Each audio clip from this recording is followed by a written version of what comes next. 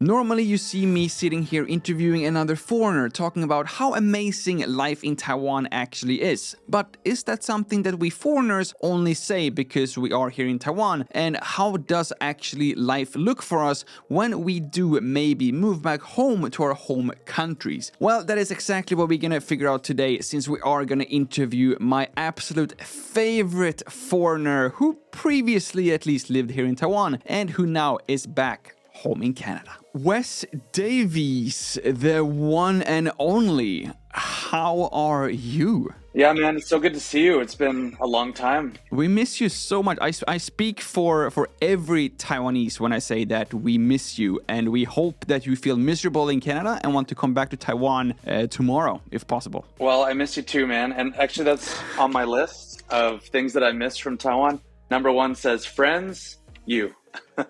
Aw. How is it? Like, how long have you been in Canada now? And how does your life look like? Well, we got to Canada about a month ago. And for some reason, we decided to come back to Canada in the middle of winter. Everyone's been saying that this is the worst winter we've had in about 15 years. Because you went back, or? Just in terms of snow. Like, okay. Did I miss one of your jokes, by the way? Did I just miss one of your jokes? Yeah, but it's okay. Yeah, I'm glad to see that nothing has changed. Yeah, they usually go over my head, don't they? Yeah. I mean, that's what you get when I'm 193, you know. Oh yeah, everything goes over my head when I'm with you. How does your future look like? Do you have a plan? I mean, that's what my parents have been asking me every single day. Yeah, I got a text from the whole family Davies now. Like, yeah, make sure that we figure out what is he actually doing with his life. No, it's been tough in a way, because we literally left Taiwan with all of my possessions in a bunch of luggage, and Evelyn, of course, came with me, my beautiful girlfriend, and we kind of arrived into Canada with nothing. No job, no apartment, no real idea of where we're going to live. So that's always a pretty huge obstacle, I think, just arriving in a new country, much like when I first came to Taiwan, but it was the reverse this time. So a little bit of culture shock coming back as well. What do you have in Taiwan right now? Do you still have your apartment in Kaohsiung? So the idea was that Evelyn got accepted for the working holiday visa program in Canada, and there are age restrictions. So this was the last year she could actually apply. So we figured, why not? And she got accepted, and we went through the whole process. It took her like 6 months to get through all the documents and paperwork. So when she finally got accepted, we thought, all right, let's just go back to Canada. Obviously I miss my home, my family, and we'll try it out for at least a year, see how we like it. So that's the plan. In terms of my life in Taiwan, I did give up the Kaohsiung apartment. And to be honest, after the typhoon, it wasn't as good as it used to be. We got pretty flooded, and the real? floors were coming apart. Yeah. I love my apartment, but it wasn't the same after the typhoon. After being in Canada for a month, what is like the number one thing that you miss from Taiwan, except Lukas in Taiwan? It's one of those things that we always say as YouTubers in Taiwan. It is the convenience. I mean, Taiwan actually is very, very convenient. Part of me actually thought that we were all just saying that because that's what everyone says. But as soon as you get to a place like Canada, you realize like, okay, there's 2 convenience stores in the entire town. You can't just walk outside and get food without even thinking about it. You have to make all your own meals. You have to go grocery shopping. You have to find a way to pay your bills that's not at 7-Eleven, whether it's online or they actually mail you the bill. You have to drive everywhere in a car, especially in the winter. There's no scooters. Even right now, you can't even walk because the sidewalks are covered with snow. Everything becomes more of a challenge, more difficult, and that really makes you appreciate how convenient Taiwan actually is. And this time, I'm not just saying that. It's actually true. A reality check to see like how the other half lives, how life could be. Absolutely. Even just like you're driving around and you want a drink, you want some tea. Okay, where are you going to go get that? You go to the 1 or 2 convenience stores in the town, and all they have is like soda and what do you call those? Like Red Bull type of drinks. They don't really have nice selection of tea and milk and papaya juice, all the things that we took for granted and take for granted in Taiwan. Speaking about the drinks and stuff, how about like food? Can you get like any Taiwanese food in Owen Sound, Ontario? Owen Sound is a very small town, 20,000 people, and there is no Taiwanese food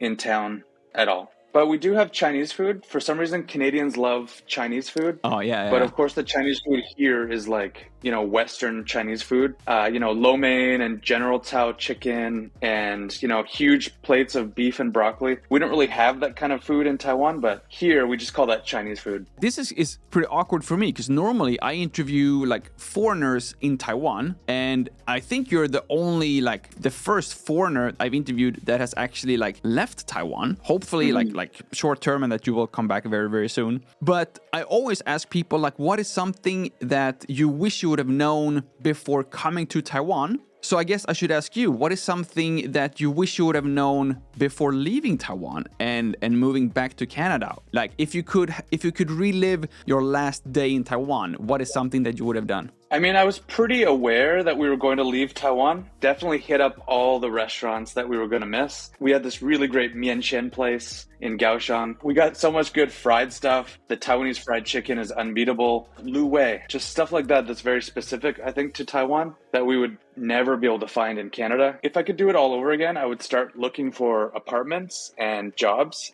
in Canada, not just show up at my parents' doorstep with nothing. We didn't know how hard it was going to be to rent an apartment, for example. I think in Taiwan, I never had a problem renting an apartment, but here it became a full-time job because it's the middle of winter. There's actually not that many units available, and the towns and cities are smaller, and then the landlords have a lot of requirements like letters of employment, your last 3 months of pay stubs, credit check scores, which I haven't been in the country for 7 years. So a huge list of things that I literally don't have any of them. So that was a challenge that I wasn't expecting. We saw over 25 different apartments chatting with agents, landlords, people trying to get out of their own lease. It was a real full-time job and a real challenge, but we finally met a really nice landlord who was going to offer us a beautiful condo. So it was just more luck than anything that we were able to even find a place to live. It's way more difficult than I thought it was going to be.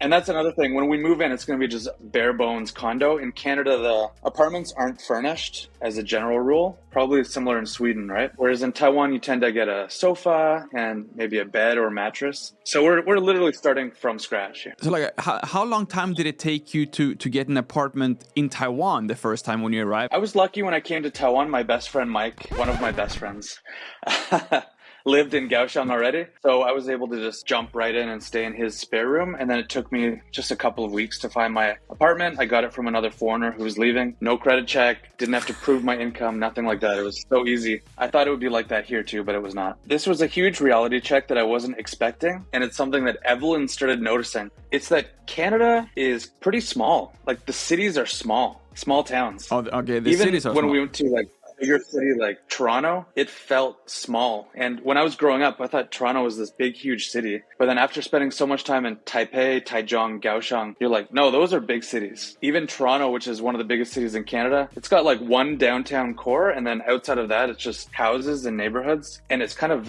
not very lively either. Taiwan is just so much more dense and there's so much more packed into such a small area. Whereas in Canada, you tend to just have to drive and drive and drive. Everything is way more spread out. Is there anything else that you would say that you miss from Taiwan? I miss my scooter. I sold my scooter. Oh, you sold your scooter too? I sold it to a nice foreigner from Canada coming into Kaohsiung. Oh, okay. So I hope that my scooter will treat him as well as it treated me over the years. So I know my scooter's in good hands, but I definitely miss that ease of just going outside, hopping on your bike, going around the city. We don't really have that kind of transportational freedom here as much as we do in Taiwan. Just kind of how exciting every day sort of is for a foreigner. We go outside and we always see new things and we have new experiences. We go to new places. So I love that about Taiwan. And then everyone you meet is so nice and friendly. Whereas in Canada, it's just kind of although it feels new for me because I've just come back, but I can tell probably within a few months, I'll just feel okay, I'm back home in Canada now, which is sort of neutral. It's nice to be with my friends and family from back home, but I think it's not the adventure that Taiwan is. Maybe Taiwanese feel that their home country is not as exciting as foreigners find Taiwan. So maybe when Taiwanese come to Canada, they'll also have that sense of adventure and excitement. Maybe Evelyn feels this was her first time seeing the snow, for example. I'm very selfish. So for me, it's like mixed feelings. Like I literally don't want you to enjoy Canada as much because I want you like back here in Taiwan. But I'm also waiting for an invitation to check out the Owen Sound sometime. So when you're found like a place to stay and maybe if you happen to have a spare guest room or a closet somewhere, then let me know. How tall are you? 193? Because we're looking for sofas right now. So maybe we need to extend the length of our sofa a little bit, knowing that you might come visit. Sounds That'd good. be awesome. Sounds good. Yeah. Or maybe we can get maybe a certain German bed company to sponsor us with an Emma mattress. Oh, hey, now wouldn't that be something? That would be lovely. Because we are setting up the apartment right now. We need sofa, bed, actually everything. Okay. So everything. Yeah. Let me see what I can do. Another question I was curious about. Let's just assume that you stay in Canada, you have like a great time with like your family and friends for a year, but then hopefully early 2026 you will come back to Taiwan. Will you move back to Kaohsiung, or are you thinking about that you would move to some other place in Taiwan in that case? So these are things that are definitely in the future. Right now we're like pretty focused on getting that place to stay, getting stable income jobs, right? And setting up our life here for the next year. And after that, if we do decide to come back to Taiwan, I think we would probably choose a different city because I love Kaohsiung, but I was there for 7 years. I know it like the back of my hand. So we would definitely be looking into moving into a different city. Like, for example? For example, Taoyuan, New Taipei City, Taipei, Ilang. Yeah, definitely more north than Kaohsiung. We are actually moving to Ilan next year, so you are more than welcome to check out the northeast coast with some surfer dudes. That's going to be like my goal for 2026. Learn how to surf. Do you have to provide your proof of income, letters of employment, credit checks, reference letters from your old landlords, et cetera, in order to get your apartment? I just provide my wedding ring, and they would be like, okay, this is a foreigner we can trust. Look at the wife; she signs all the papers, and I'm good. That's nice. Somebody trying to tell me something? By the way, all of you guys in Taiwan, you should be thankful about the rent prices in Taiwan. It is so much higher here in the West. Like, I would say an average apartment that's not even that nice is going to be about 45,000 NT per month. Average. Wow. Okay, that's like even more than Taipei then. Like, but how it's like a really nice apartment then. It's not like an average Taiwan apartment, which I might say might be like maybe sub-Western standards sometimes.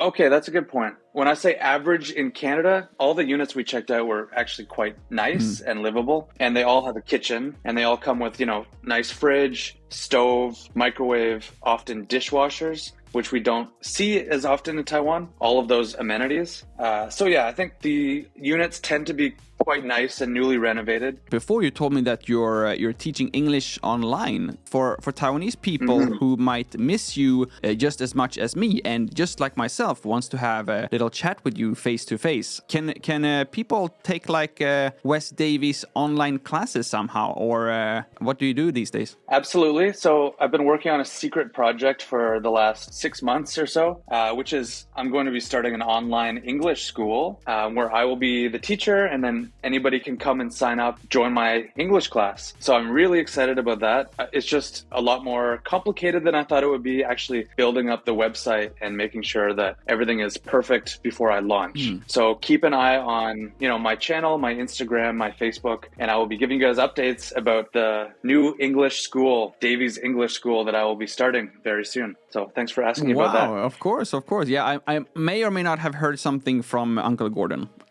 about this. So I know that my channel's been a little slow lately, but it's because we're focusing like all of our time and energy on setting up our life here in Taiwan, which is more than a full-time job. So yeah, keep an eye on my channel. We're going to start posting more regularly about Canada, our life in Canada, and also the differences between Canada and Taiwan. And I'll try to find a way to put in some nice Taiwan content as well. And of course, if you haven't already, please also remember to subscribe to my channel and also like this video to show your support. Thank you all so much for watching. My name is Lukas. It starts with L as in like, ends with S. Please subscribe. Please do both, and see you all in the next one.